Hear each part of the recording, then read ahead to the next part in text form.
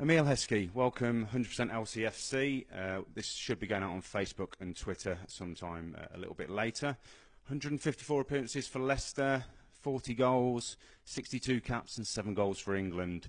One of my fondest memories is yourself scoring at Wembley, equalising against Middlesbrough in the Coca-Cola Cup final in 1997. Community Shield coming up on Sunday. As a fan, Wembley is a pinnacle of being a fan, looking forward to the build-up to Wembley and going to Wembley and seeing Leicester play. What's it like for a player? Pretty much the same as well, obviously, you got your family coming down and everything, so you're imagining them enjoying the whole day. It's not just the actual game; it's the whole day leading up to it, and walking up to the stadium with all the fans and everything, and then us as players coming on the bus, seeing all the fans, getting to wave at them, getting to see them, getting excited, and then getting out on the pitch.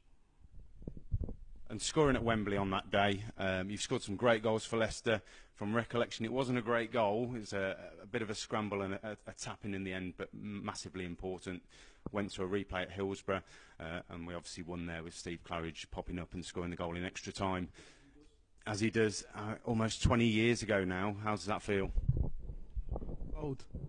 Thanks.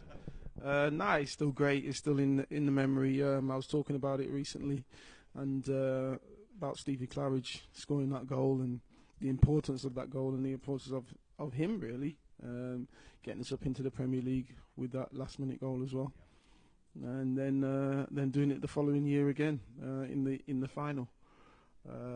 So yeah, it's just an important day.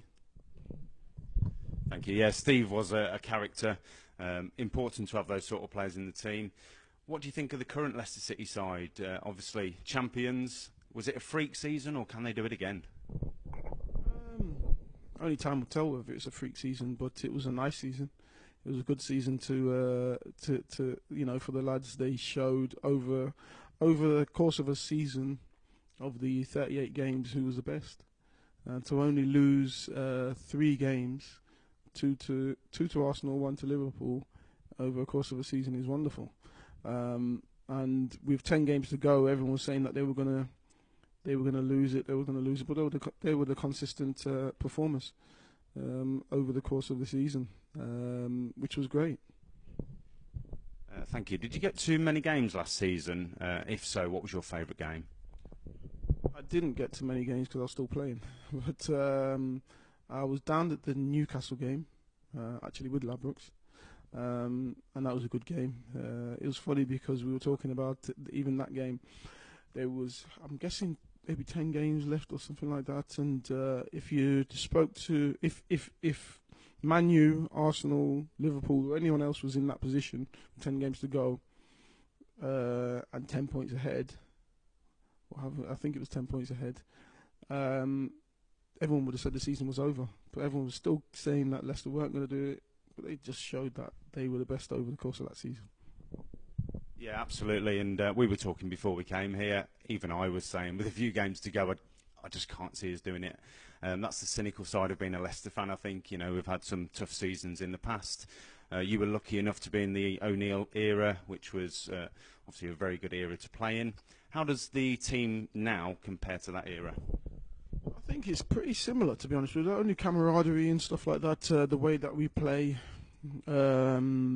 we've got similar sort of traits. The thing for us, we obviously knew that we were really good in the cup competitions. Don't get me wrong, the league, to come up from the old First Division and then to finish 10th in the first season. Well, okay, and win the Coca-Cola Cup at the time, and then finish 10th the next season, then finish 9th the season after that, and go to the final. We lost the final, then go and finish 8th or 9th again, and then win the final again. That's where you think, oh, that's the pinnacle.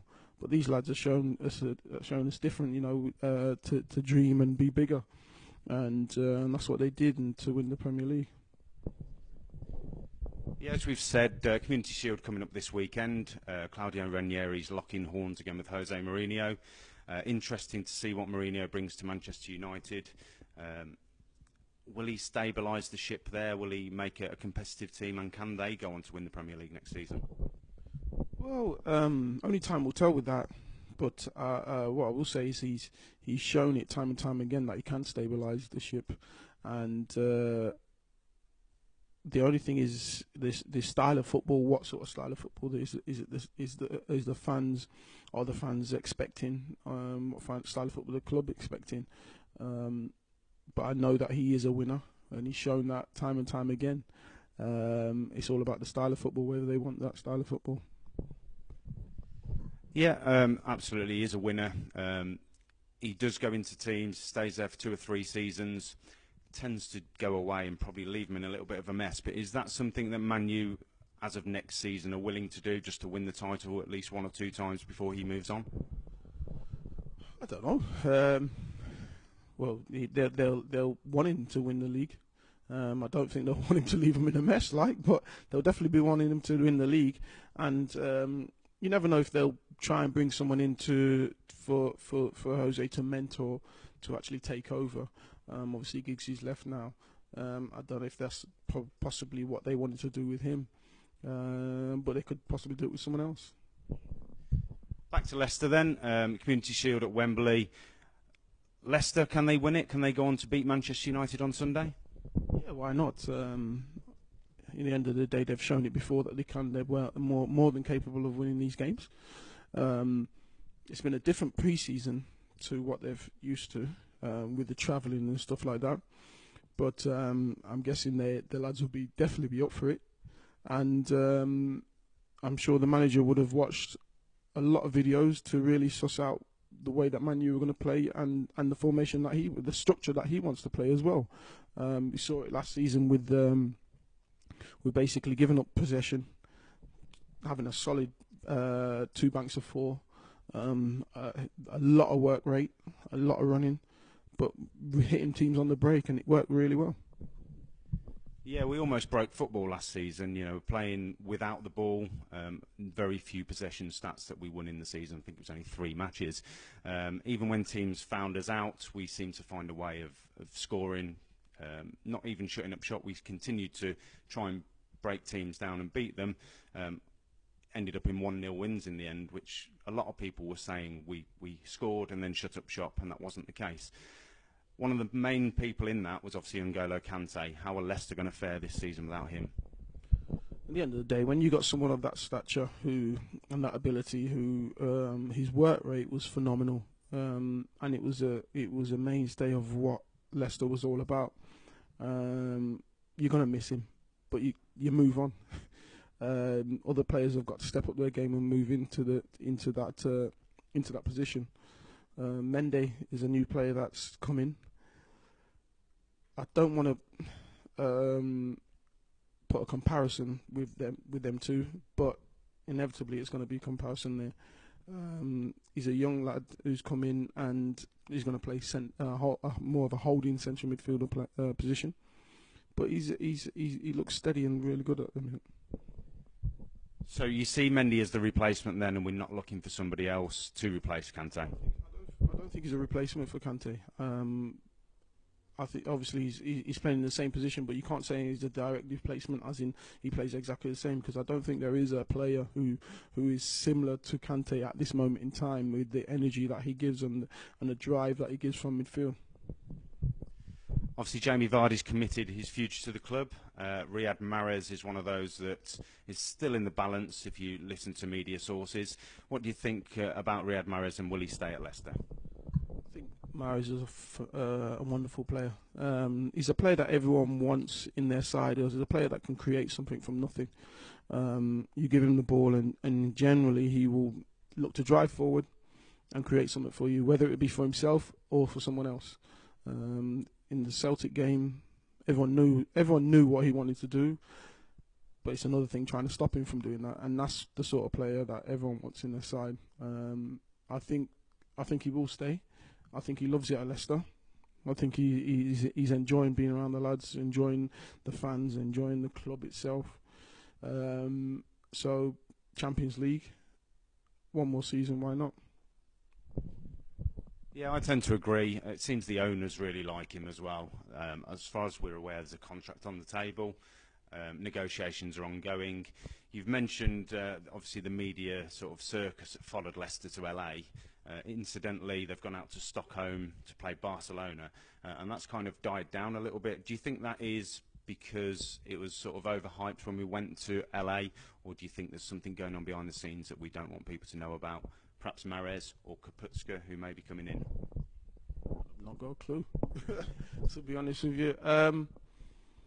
Die down in what way do you mean? Well, it seemed to be a bit of a media circus. We went out there. There was a lot of, with Will Farrell being in with the squad. They were going out to all places in LA. We then played Paris Saint-Germain and obviously got a bit of a spanking off them 4-0. Was that sort of a learning curve for Leicester that they've probably thought, actually, we're going to play Barcelona, we'll keep it a little bit more low-key?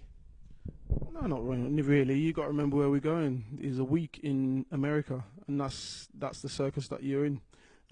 America don't do it half-hearted. Everything's a big thing, and the fairy tale story of Leicester is loved in America because they love all that.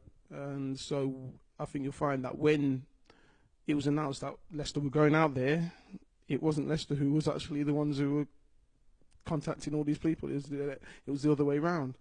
And when you're champions, you feel obliged to do certain things. So I think Leicester got thrown into a lot of things that they necessarily probably wouldn't do, but they had to do it because they were champions.